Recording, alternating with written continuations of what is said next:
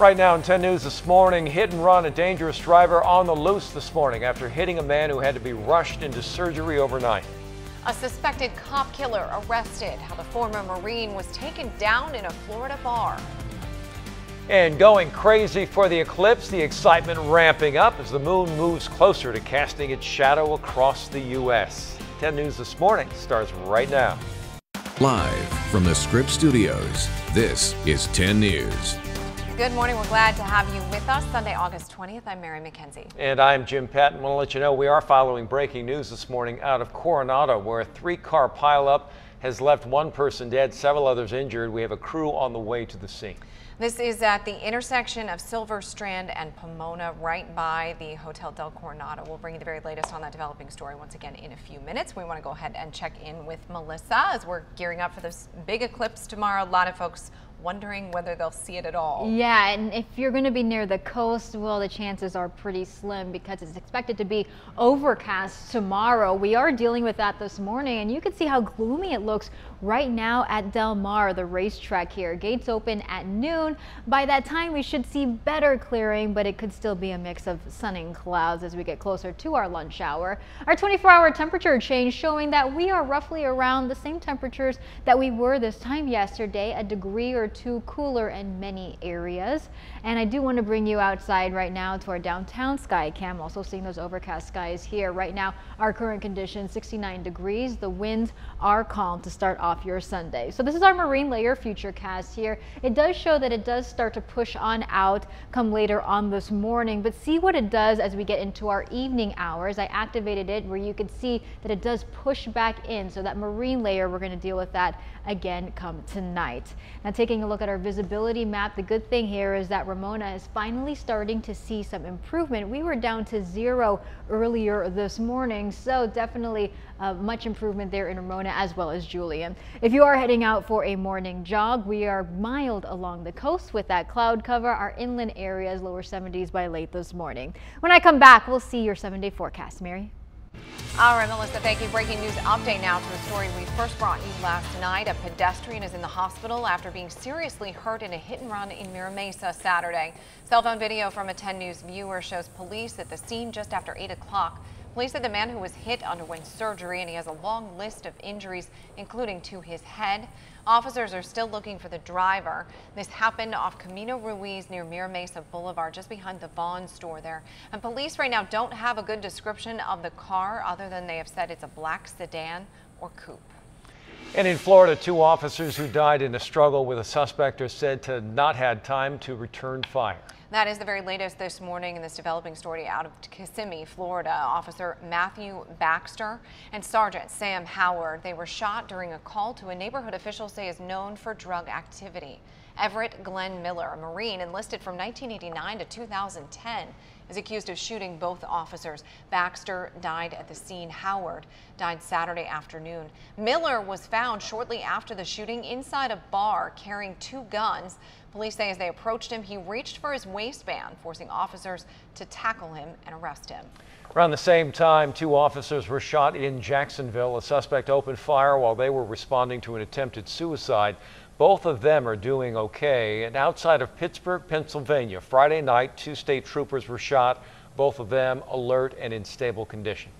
And Jim, new this morning, confusion about donations to Sergeant Howard following that deadly shooting in Florida. Kissimmee police posted this on social media. They said there is no official GoFundMe page to support Sergeant Howard's family. They're asking instead to donate to a different account. However, a cousin of Sergeant Howard says this GoFundMe page is real. They are making sure, GoFundMe is making sure that all the money goes to the right place. And new this morning, the police department did verify some of the accounts, saying that they did look into it. But this serves as a reminder to anyone who donates to any cause through crowdfunding sites. Make sure you double check it to avoid any type of mix-up. We'll turn to politics now. New this morning, President Trump is weighing in on protests across the country via Twitter. ABC's David Wright gives us a look at what the president had to say about the protests and gives us more details on the firing of his senior advisor. Right As these scenes played out on the streets of Boston, the president watched anxiously here in Bedminster. Looks like many anti-police agitators in Boston, Trump tweeted. Police are looking tough and smart. Adding, great job by all law enforcement officers and Boston Mayor Marty Walsh. The Boston mayor shot back sharply. Today, Boston stood for peace and love, not bigotry and hate. We should work to bring people together, not apart. Trump didn't take the bait, tweeting, our great country has been divided for decades. Sometimes you need protest in order to heal, and we will heal and be stronger than ever before. Trump's own administration could be in need of some healing, too. His former chief strategist, Steve Bannon, in a new interview, says no administration in history has been so divided among itself. Later this week, the president heads out to Arizona for a political rally, potentially courting controversy there. Donald Trump, our next president of the United States. Trump has reportedly hinted he may pardon former Maricopa County Sheriff Joe Arpaio. And Sheriff Joe Arpaio, great guy, tough. Arpaio fashioned himself America's toughest sheriff, rounding up Hispanics, detaining them without evidence. Sheriff Joe was found guilty of criminal contempt after defying a federal judge's order to stop racial profiling. He's due to be sentenced in October. Trump is also not on the best of terms with Arizona's senators. This past week, Jeff Flake criticized Trump's response to Charlottesville and published an op-ed criticizing Trump's immigration policy. Happening now, people are flocking to cities along the path of totality for Monday's solar eclipse. Roadways are already backed up from Oregon to South Carolina as people travel hundreds of miles to get prime viewing spots. Along the path of totality, the sky will go completely dark for just a few minutes. Airbnbs and hotels are all booked up. Some cities expecting 500,000 people to come in. We won't get the total eclipse, of course, in California. Our peak viewing hits around 10:20 Monday morning. It's not just stargazers. The San Diego Zoo is also preparing just in case the animals freak out a little bit during the eclipse tomorrow. Some places have reported in the past that animals get startled during a total solar eclipse. And we spoke to some animal experts at the zoo who explained why that can happen. So for the animals that really kind of exist on the visual cues of the sun to kind of tell them what to do with their day, well, they're going to think suddenly night's coming and night's here and then all of a sudden it's morning again. So the reaction is not unexpected, but definitely different than a normal daily routine. So they'll be freaking out 65% of the way, Yeah. I guess, potentially here in San Diego. Locally. Actually, the folks at the zoo don't expect that that will happen here, but they will certainly be watching for it. We'll be watching the Panda Cam a little more closely, perhaps tomorrow morning. ABC News, by the way, has you covered for the great eclipse on Monday. David Muir will lead the coverage starting at 10 a.m., followed by a special edition of 10 News at noon. New information a week after demonstrations turned deadly in Charlottesville. People gathering on the downtown mall in peace yesterday. Organizers say they wanted this peace rally to be considered nothing special, just another typical day on the downtown mall. The Charlottesville Peace Gathering is basically a giant 12-hour healing jam session. Bring love, life, acceptance. Kelsey Ripa says that their mission was to bring love, life, and acceptance back to Charlottesville. That included free hugs and a cake. And new from overnight, comedian and civil rights activist Dick Gregory has died. His son posted that news on social media. The family saying he passed away in Washington, D.C. on Saturday night, and that more details will be released in the coming days. Gregory broke through the color barrier as a comedian in the 1960s. He threw himself into social activism, devoting his life to civil rights and other social causes. Gregory was 84 years old. To a developing story now, an international manhunt continues for the man who drove a van through a crowded street in Barcelona, killing 14 and injuring more than 120 others. The search is on for this man, who's believed to be the driver of that van. Spanish police believe that he was part of a terror cell that had about a dozen members. They say the men are of Moroccan descent. They were radicalized at a mosque near Barcelona.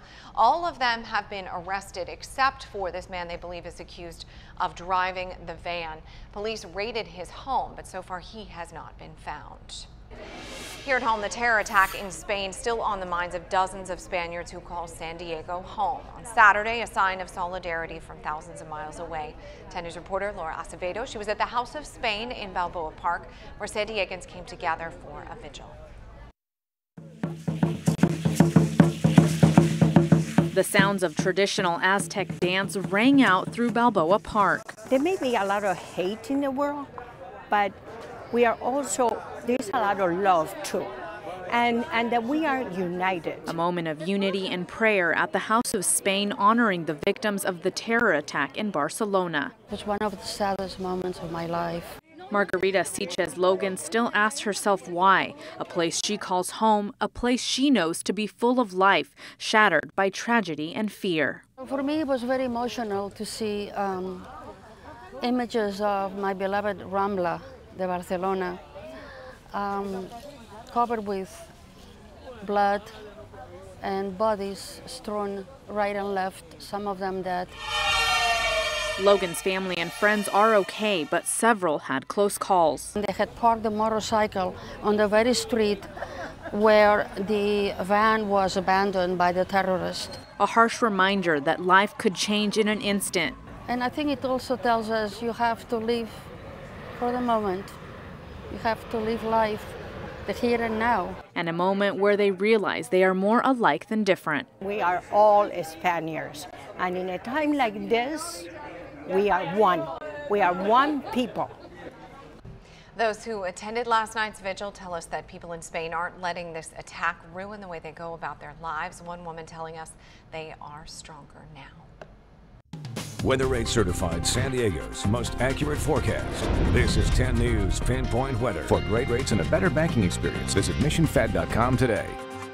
Turning our attention to the weather, and it's nice. It's been cooler, which we love, without the humidity. Oh yeah, especially for all the runners this morning. Yeah. Those cool temperatures making things comfortable for them. I want to show you what it looks like right now in La Jolla. The sun not quite fully peeking out from behind those clouds. 8:08 in the morning. Good morning to you on this early Sunday morning. Many areas are experiencing that patchy fog and that marine layer this morning. You can see that here on our satellite radar. We were watching our visibility. Visibility has finally improved in communities like Ramona and Julian. Now, if you are heading to the beaches, we do have a warning for you because we still have that beach hazard statement in effect through tonight. So we could expect higher tides near 7 feet as well as possible minor overflow. If you do plan to head into the water near Oceanside or north of Oceanside, we can also expect there's some stronger rip currents and higher than normal surf. Now, we do have low pressure here sitting off the coast of Southern California. That's keeping things a little cooler than what we have seen. As well, we are also watching all this activity to the east of us. Now, we could feel the effects of that monsoonal moisture in the form of some afternoon clouds come tomorrow. That's mostly for our mountain areas. Thunderstorms possible, mostly though for San Bernardino County. Right now, current conditions here, we are at 60 in Ramona. Poway, you are at 64 degrees. North County Coast, you are in the upper 60s. And good morning to you in the South Bay, Chula Vista, 67. Our forecast highs for today, so it's going to be pretty nice here along the coast. We're going to be in the 70s, upper 70s there in Oceanside. Our inland valley is going to get lots of sunshine, mostly the lower 80s. El Cajon, 82 degrees, but we will have clearing there once we get past these overcast skies. Better clearing for our lunch hour. Borrego Springs, though, still very hot in the deserts. After all, we are in August, triple digits there.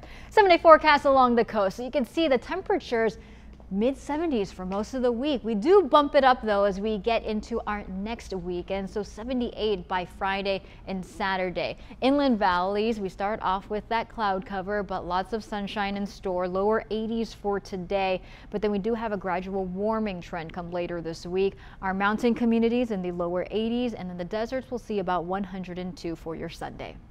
So with the eclipse, we've been talking about this, not just the coast, but like you say, the inland valleys. Yeah. Not a lot of areas are going to have the cloud cover tomorrow morning. Yeah, so I mean, for everyone that's so excited about the solar eclipse, is definitely the one area you probably want to avoid, though, is the coast, the beaches. You may have a shot. I know Megan sent something out yesterday about, if you can't see the sun right now at the same hour yesterday, probably won't have a shot at it on Monday. East. And keep going east. Go east, young man. Go east, right? Okay. All right, Melissa, thank you.